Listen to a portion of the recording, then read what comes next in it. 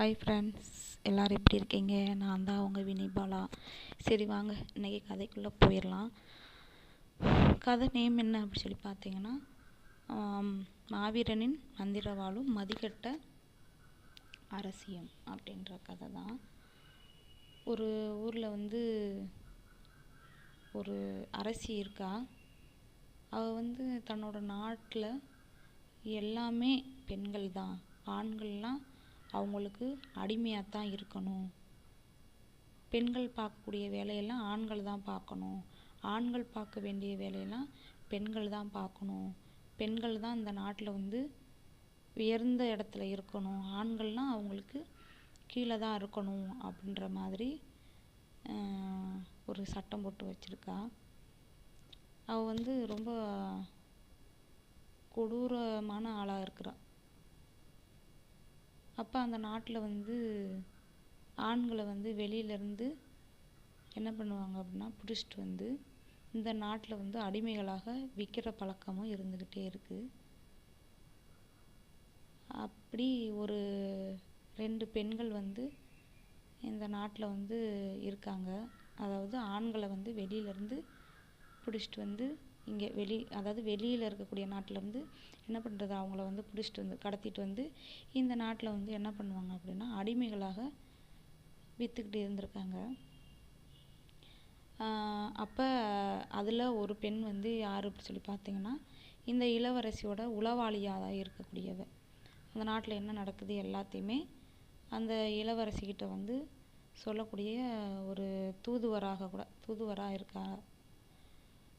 அப்போ அந்த இளவரசிக்கும் ஒரு காதலன் இருக்கான். அந்த காதலன் அந்த இளவரசிக்கு கீழே ஒரு அடிமையாக தான் இருக்கான். அவனை அந்த இளவரசி ரொம்ப கொடூரமாகவும் கொடுமைப்படுத்தியும் தான் வச்சுருப்பா.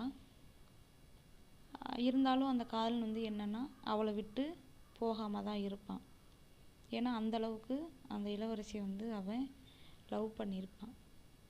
ஏன் இவ இந்தளவுக்கு கொடுமையாக இருக்கா அப்படி சொல்லி பார்த்தா, முன்னாடி இவ இளவரசி ஆகிறதுக்கு முன்னாடி இவனும் அந்த காதலன் லவ் பண்ணிகிட்டு இருப்பாங்க 2 பேருமே. அப்போ அவளோட தங்கச்சிக்கு இந்த காதலன் மேலே ஒரு ஆசை இருக்கும். அதனால் இவங்க 2 பேர்த்தையும் பிரிக்கிறதுக்காக என்ன பண்ணிடுவா அப்படின்னா, அந்த காதலனை வசியப்படுத்தி தன்னோட சந்தோஷமாக இருக்கிறாப்புல பண்ணிடுவா. அப்போ இதை அந்த இளவரசி பார்த்துட்டு, நீ எனக்கு துரோகம் பண்ணிட்ட, ஆண் வர்க்கமே இப்படித்தான் அப்படின்ற மாதிரி கோவப்பட்டு என்ன பண்ணிடுறா, அந்த நாட்டு இளவரசனையை கொண்டுட்டு இவ இளவரசி ஆகி இந்த நாடே பெண்கள் தான் ஆளணும், ஆண்கள் இந்த நாட்டில் அடிமையாக தான் இருக்கணும் அப்படின்ற மாதிரி என்ன பண்ணிடுவா, அந்த ஆண்களை பழி வாங்கிறதுக்காகவே இவ இளவரசி ஆகியிருப்பா. இதெல்லாம் அந்த காதலனுக்கு தெரிஞ்சிருக்கும். ஆனாலும் அந்த காதலன் அவள் தங்கச்சி வசிய மருந்து போட்டதுனால தானே இப்படி நடந்துச்சு, அது அவள் எவ்வளவோ சொல்லி பார்ப்பான். ஆனால் அவள் இளவரசி கேட்க மாட்டான். இருந்தாலும் இவன் என்ன பண்ணுவான், அவளை விட்டு போகாமல் அவள் என்ன பண்ணாலும் நான் அவள் கூடயே இருக்கணுன்ற மாதிரி அவன் அந்த இளவரசி கூடயே தான் இருப்பான். அப்போ அங்கே திடீர்னு என்ன நடக்குது அப்படி சொல்லி பார்த்தீங்கன்னா, ஒரு கருப்பு ட்ரெஸ் போட்ட ஒருத்தன் திடுக்குன்னு அந்த ஊருக்குள்ளே வர்றான். திடீர்னு என்ன பண்ணுறான் அப்படின்னா, நிறைய பேப்பரை என்ன பண்ணி விட்டுறான், கொட்டி விட்டுட்டு போகிறான். அப்போ அந்த கொட்டி விட்ட பேப்பரில் என்ன எழுதியிருக்கு அப்படி சொல்லி பார்த்தீங்கன்னா, அதர்மம் எப்பெல்லாம் தலை தூக்குதோ அப்போ மாவீரன் அந்த அதர்மத்தை அழிக்கிறதுக்காக வருவான் அப்படின்னு சொல்லி அதில் எழுதியிருக்கு. இந்த நியூஸ் என்ன ஆகுது அப்படி சொல்லி பார்த்தீங்கன்னா, அந்த இளவரசிக்கு போகுது. போனோடனே இவ ரொம்ப கோவப்படுறா. கோவப்பட்டு ஒரு பாறைக்கிட்ட போய் நின்று பேசுகிறா. இதை வந்து யார் செஞ்சது அப்படின்னு சொல்லி கேட்குறா. அப்போ அந்த பாறையிலேருந்து ஒரு ஆவி மாதிரி வருது. அது யார் அப்படி சொல்லி பார்த்தீங்கன்னா, இவளுக்கு துரோகம் பண்ணால இவளோட தங்கச்சி. அவளை வந்து அந்த பாறையில் வந்து இவ என்ன பண்ணி வச்சுருப்பா, கைது செஞ்சு வச்சுருப்பான். அப்போ அவகிட்ட போய் கேட்குறா, இந்த இந்த நியூஸை வந்து யார் பரப்புனா அப்படின்னு சொல்லி கேட்கல. அப்போ அவள் தான் சொல்கிறா, உன்னோட கொடுமையெல்லாம் ரொம்ப அதிகமாகுது, அதனால உன்னை கொல்றதுக்காக ஒரு மாவீரன் கண்டிப்பாக வருவான். அப்போ அவனுக்கு வந்து ஒரு மந்திர வாளும் கிடைக்கும், அதை வச்சு தான் உன்னை கொல்லுவான். இது உண்மையுமே நடக்க தான் போகுது அப்படின்ற மாதிரி அவளும் சொல்கிறான். சொன்னோன்னே இவன் என்ன பண்ணுறான், அது ஒரு காலமுமே நடக்காது, ஏன்னா என்னையை மீறி இங்கே எதுவுமே யாருமே பண்ண முடியாது. அதே போல் அந்த மாவீரனை நான் கண்டுபிடிச்சி அந்த மந்திரவாளை எடுக்க விடாமல் நான் கொன்றுவேன் அப்படின்ற மாதிரியும் இவன் வந்து சொல்கிறான். சொல்லிட்டு அவனோட அதாவது அந்த இளவரசி வந்து தன்னோட காதலன்கிட்ட வந்து அந்த மந்திரவாள் அந்த மாவீரன் 2 பேருமே கைக்கு கிடைக்கணும் அப்படின்ற மாதிரி இவங்கிட்ட சொல்கிறா. சொன்னோன்னே இவன் என்ன பண்ணுறான், அந்த முன்னாடி பார்த்தோம்னா ஒரு 2 பெண்களில் ஒருத்தி வந்து உளவாளியாக இருப்பாள்ல, அவகிட்ட போய் சொல்கிறான், இந்த மாதிரி அந்த மாவீரனை வந்து கண்டுபிடிக்கணும், அந்த மாவீரனுக்கு வந்து அந்த மந்திரவாள் எங்கே இருக்குது அப்படின்ற விஷயம் தெரியும் அப்படின்ற மாதிரி சொல்கிறான். உடனே இவன் என்ன பண்ணுறான், சரி நான் அந்த மாவீரன் யார் என்னன்றதை கண்டுபிடிச்சி நான் உங்களுக்கு சொல்கிறேன் அப்படின்னு சொல்லிட்டு இவன் வந்து கிளம்பி போகிறான். கிளம்பி காட்டு பகுதிக்குள்ளே போகிறான். அப்போ காட்டுக்குள்ளே போகையில் ஒரு ஆண்கள்லாம் சேர்ந்து ஒரு நாடகம் மாதிரி நடத்திக்கிட்டு இருக்காங்க. நாடகம் நடத்திட்டு இருக்க அங்கே தான் வந்து இந்த மாவீரன், அவனோட ஃப்ரெண்டு, அவனோட ஆசிரியர், அதாவது இந்த நாடகத்துக்கு தலைவர் இருப்பாங்களே அவரோட நிறைய பேர்லாம் இருக்காங்க. அப்போ இவ வந்து அந்த நாடகம் போட்டுக்கிட்டு இருக்கவும் அங்கே போய் இந்த உளவாளி என்ன பண்ணுறா, உட்காந்து அந்த நாடகத்தை பார்த்துட்டு இருக்கா. அப்போ பார்த்துக்கிட்டு இருக்கையிலே அங்கே வந்து இந்த இளவரசியோட ஆட்கள் வந்துடுறாங்க. வந்து யாரை கேட்டு நீங்கள் இந்த நாடகத்தை போட்டுட்ருக்கீங்க, உங்களை கைது பண்ண சொல்லி இளவரசி வந்து சொல்லிட்டாங்க அப்படின்னு சொன்னோன்னே, அப்போ அங்கேருந்து அந்த மாவீரன், அவனோட ஃப்ரெண்டு, அவனோட ஆசிரியர் குரு இருக்காங்களே 3 பேரும் தப்பிச்சு ஓடுறாங்க. அப்போ இவ என்ன பண்ணுறா, அந்த உளவாளி அவனுங்களை பின்தொடர்ந்தே போகிறானுங்க. போனோன்னே அப்போ அந்த மாவீரனுக்கு வந்து ஒரு வரைபடம் ஒன்று கிடைக்கிது. அப்போ அந்த வரைபடத்தை எடுத்து அவனும் அவனோட ஃப்ரெண்டும் வந்து பேசுகிறாங்க, இது எதுக்கான வரைபடமாக இருக்கும், ஒருவேளை புதையலுக்கான வரைபடமாக இருக்குமோ அப்படின்னு சொல்லிட்டு பேசிகிட்டு இருக்காங்க. அப்போ இந்த உளவாளி வந்து தெரிஞ்சிருச்சு, இதுதான் அந்த மந்திரவாளை கண்டுபிடிக்கக்கூடிய வரைபடம் அப்படின்றது.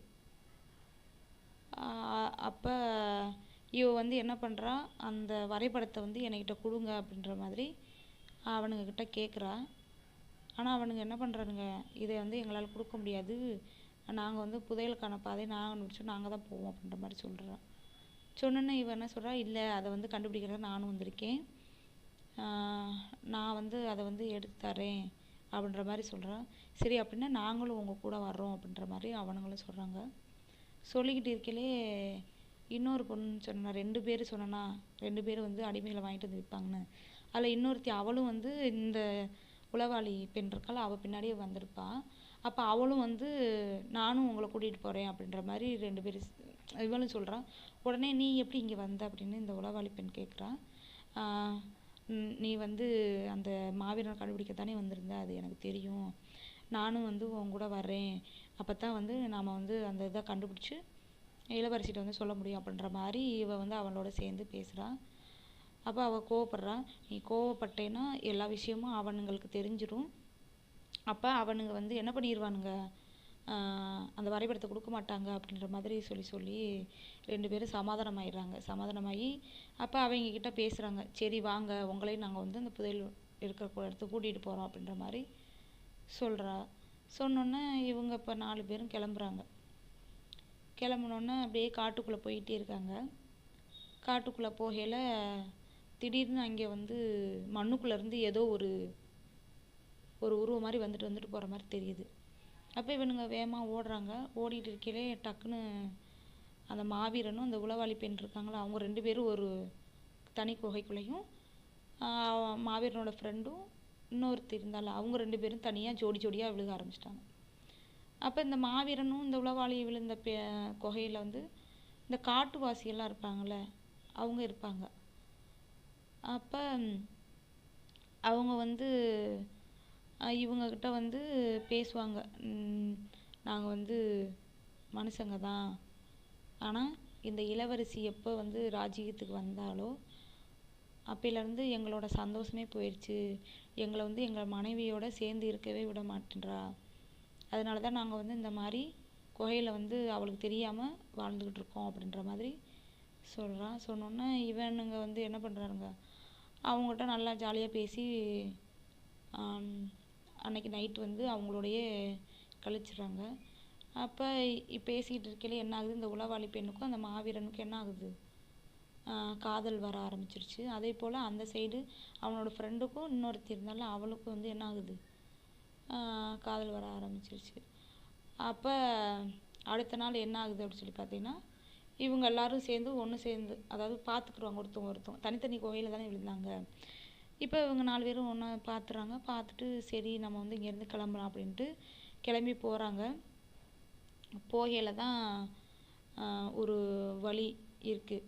அப்போ அந்த இந்த வழியில் நம்ம போனால் நம்ம வந்து இந்த வரைபடம் இருக்க வழி, இது வலைப்படத்து பாதையில் போயிடலாம் அப்படின்ற மாதிரி போகிறாங்க. அப்போ தான் வந்து அந்த குகைக்குள்ளே போனோன்னே இவங்களுக்கு தெரிய வருது என்ன அப்படின்னா, இது வந்து அந்த மந்திரவாளி இருக்கிற இடம் அப்படின்றது. அப்போ புதையல் இல்லையா இங்கே அப்படின்ட்டு இவனுங்க 2 பேரும் கேட்குறாங்க. இல்லை கிடையாது, இந்த மந்திரவாளுக்காக தான் நாங்கள் வந்தோம் அப்படின்ற மாதிரி சொல்கிறான். இந்த மந்திரவாள் வந்து அந்த மாவீரன் கையில் மட்டும்தான் கிடைக்குமா அப்படின்னு சொல்கிறாங்க. சொல்லிக்கிட்டு இருக்கையிலே அதில் அந்த மாவீரனோட ஃப்ரெண்ட் இருப்பான்ல, ஆனால் இவளுகளுக்கு தெரியாது மாவீரன் வந்து இவங்க 2 பேத்துல யாருன்றது தெரியாது. ஆனால் மாவீரன் தான் அந்த வரைபடத்தை கிடைக்கும், அவன் தான் அந்த இதுக்கு வந்து வழிகாட்டுவான் அப்படின்றதுலாம் தெரியும். ஆனால் இந்த 2 பேத்துல யார் மாவீரன் தான் அவளுக்கு தெரியாதுல்ல. அப்போ அந்த மாவீரனோட ஃப்ரெண்டு என்ன பண்ணுவான், போய் அந்த வாளை எடுக்க ட்ரை பண்ணுவான். ஆனால் அவன் கையில் வந்து என்ன பண்ணாது, சிக்காது, மறைஞ்சிரும். அப்போ அந்த மாவீரன் வந்து போய் எடுக்க போவான். அப்போ அவனோட கையில் என்ன ஆகும், அந்த வாள் வந்து பிடிச்சிருவான். அப்போ அந்த இடத்துல வந்து என்ன நடக்கும் அப்படின்னா, அவங்களோட மனசில் ஓடுற எண்ணங்கள்லாம் தெரிய ஆரம்பிக்கும். அப்போ எல்லாரும் அதாவது இவ இருக்கால அந்த உளவாளி, இந்த மாவீரனோட மனைவி காதலி இருக்கால, அவளோட எண்ணம் தெரிய ஆரம்பிக்கும் அங்கே. அப்போ தெரியல இவங்களுக்கு கண்டுபிடிச்சிடுறாங்க இவ வந்து அரசியோட உளவாளி அப்படின்றது. அப்போ தெரிஞ்சோடனே இவ வந்து ஆமாம் நான் வந்து இளவரசியோட உளவாளி தான், இருந்தாலும் என்னால் நீ வந்து இந்த வாழை தொட்டதை என்னால் இது பண்ண முடியலை, என்னால் இந்த கடமையிலேருந்து மீளவும் முடியலை, உன்னையும் விட்டு போக முடியாது அப்படின்ற மாதிரி அவள் சொல்கிறா. சொன்னோன்னே அவனுக்கு வந்து அந்த வாளோட சக்தி கிடைக்கவும் அவளை வந்து கொல்றதுக்காக போவான். அதோட அவள் என்ன பண்ணிடுவான், அங்கேருந்து அழுதுகிட்டே அங்கே போகிறான், இளவரசிக்கிட்ட போகிறான். அப்போ அந்த இளவரசனோட காதலன்கிட்ட வந்து இவ சொல்கிறா, இந்த மாதிரி மந்திரவாள் இருக்கிற இடம் எனக்கு தெரியும் அப்படின்ற மாதிரி. ஆனால் அந்த காதலனுக்கு வந்து ஏற்கனவே தெரியும் இவளுக்கு வந்து அந்த மாவீரனோட காதல் ஆயிடுச்சு, லவ் பண்ணுறா இவ, அதனால தான் அவன் வந்து சொல்லாமல் இருக்கான்றது தெரிஞ்சிடும். தெரிஞ்சோடனே நீ இங்கேருந்து போயிரு, இல்லைன்னா உன்னை வந்து இளவரசி கொன்றுவா அப்படின்ற மாதிரி சொல்கிறான். சொல்லிவிட்டு அதோட இவன் அங்கேருந்து கிளம்பி வரையிலே அந்த மாவீரனோட ஃப்ரெண்டும் அவனோட லவ்வர் இருக்கால, அப்போ அவங்கக்கிட்ட வந்து பேச வர்றா. அப்போ அவங்க வந்து திட்டுறாங்க, நீ வந்து உளவாளி தானே, நீ ஏன் எங்ககிட்ட சொல்லலை அப்படின்ற மாதிரி கேட்குறாங்க. அதுக்கு அவள் என்ன சொல்கிறா, நான் வந்து இப்போ எனக்கும் அந்த இளவரசிக்கு சம்மந்தம் இல்லை, நான் அவள்கிட்டருந்து வெளியேறி வந்துட்டேன், இருந்தாலும் மாவீரனுக்கு வந்து என்ன இருக்குது, அவனோட உயிருக்கே ஆபத்து, இளவரசி வந்து அவனை வந்து கொன்றுவா அப்படின்ற மாதிரி அழுதுட்டு சொல்லிட்டு போகிறா. போகையில் என்ன ஆகுது அப்படின்னு சொல்லி பார்த்தீங்கன்னா, அந்த இளவரசியோட ஆட்கள் வந்து இவளையும் அவளோட இருந்தால அந்த இன்னொரு பெண், அவர் 2 பேரையும் என்ன பண்ணிடுறா, கடத்திட்டு போயிடுறா. ஏன்னா அப்போ தான் அந்த மாவீரனும் அவனோட ஃப்ரெண்டும் அங்கே கோட்டைக்கு வருவாங்க அப்படின்னு சொல்லிட்டு. அப்போ தூக்கிட்டு போயிடுவான். தூக்கிட்டு போனோன்னே இந்த விஷயத்தை வந்து இந்த ஃப்ரெண்டு வந்து மாவீரன்கிட்ட வந்து சொல்ல வர்றான். அப்போ மாவீரனும் ஃப்ரெண்டும் வந்து என்ன பண்ணுறாங்க, அந்த குகைக்கு போகிறாங்க. குகைக்கு போகையில் அங்கே வந்து இந்த இளவரசி வந்து அந்த 2 பேரையுமே என்ன பண்ணி வச்சுட்டா, அவளோட கண்ட்ரோலில் கட்டுப்படுத்தி வச்சு அந்த கட்டுப்படுத்தின அந்த குப்பியை வந்து என்ன பண்ணிடுவா அப்படின்னா புறாவோட உடம்புக்குள்ளே செலுத்தி வச்சுருப்பா. அப்போ இவனுங்க வந்தோன்னே அந்த 2 பேருமே என்ன பண்ணுறாங்க, இவங்களை வந்து கொல்றதுக்காக போகிறாங்க. அப்போ இவங்க வந்து நான் வந்து உன்னோட லவ்வரு, ஏன் என்னை கொல்ல வர அப்படின்ற மாதிரிலாம் எவ்வளோ பேசுகிறாங்க. இருந்தாலும் அவளுங்க 2 பேரும் வந்து சுயநினைவில் இல்லை. அவள் வந்து அவங்க 2 பேரும் கட்டுப்படுத்தி வச்சுருக்கா இளவரசி அப்படின்றது இந்த மாவீரனுக்கு தெரிய வருது. தெரிய வந்தோடனே என்ன பண்ணுறா அப்படின்னா தன்னோட கையில் இருந்த வாளை வந்து அவளுகளை கொல்றதுக்காக பண்ணிடுறான். இப்போ அவனோட ஃப்ரெண்டு என்ன பண்ணுறான், அவளுகளை கொல்லக்கூடாது, ஏன்னா அவங்க 2 பேரும் நம்மளோட காதலிகள், நீ எப்படி இப்படி பண்ணலாம் அப்படின்னு சொல்லிட்டு இருக்கையில அங்கே வந்து அந்த புறா வர ஆரம்பிக்கும். அப்போ அந்த புறா என்ன செய்யுதோ அதே தான் இவளுகளும் செய்கிறத பார்த்துட்டு அந்த புறாவை வந்து என்ன பண்ணுவானுங்க, கொண்டு அதுக்குள்ளே இருக்க அந்த குப்பியை எடுத்து உடச்சிருவாங்க. உடச்சுட்டோன்னே இவளுங்க 2 பேரும் சுயநிலைவுக்கு வந்துடுவாங்க. வந்தோடனே சரி நம்ம வந்து இங்கேருந்து போகலாம் அப்படின்னு சொல்லிட்டு போகிறதுக்காக இது பண்ணுறாங்க. அப்போ தான் இளவரசி அங்கே வர்றா. வந்தோடனே இந்த மாவீரனை வந்து கொல்றதுக்காக வர்றா. அப்போ அந்த வாள் என்ன பண்ணியிருப்பான்னா தூக்கி போட்டதில் அது போய் ஒரு இடத்துல வந்து என்ன பண்ணியிருக்கோன்னா மாட்டியிருக்கும். அதை எடுக்க ட்ரை பண்ணிக்கிட்டே இருப்பாங்க. நான் அதை எடுக்க முடியாது. அதுக்குள்ளேயும் என்ன பண்ணிடுவான் அந்த இளவரசி வந்து அந்த மாவீரனை பனிக்கட்டி மாதிரி ஆக்கிடுறான். பனிக்கட்டி மாதிரி ஆக்கணுன்னா அவனை பனிக்கட்டியிலேருந்து வெளியேற்றுறதுக்காக என்னென்னமோ இவங்க ட்ரை பண்ணுவாங்க. ஆனால் எடுக்க முடியாது. அதுக்கப்புறம் ஒரு வழியாக அந்த பனிக்கட்டி உடஞ்சி அந்த வாள் வந்து அந்த மாவீரன் கையில் கிடச்சிரும்.